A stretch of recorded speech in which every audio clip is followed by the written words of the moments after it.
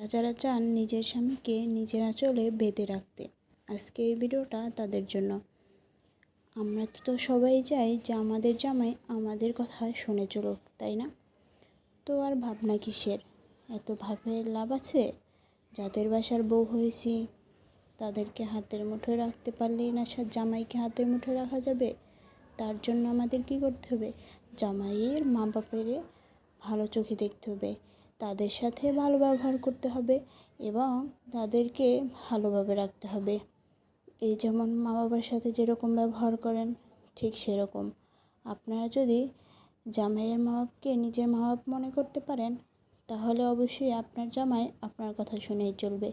কারণ কি বলুন তো, জামাই তো ভাববে ও তো আমার সব কথা শুনে চলে, আমার মা বাপকে দেখে, তার জন্য ওর কথা শোনাই যায়।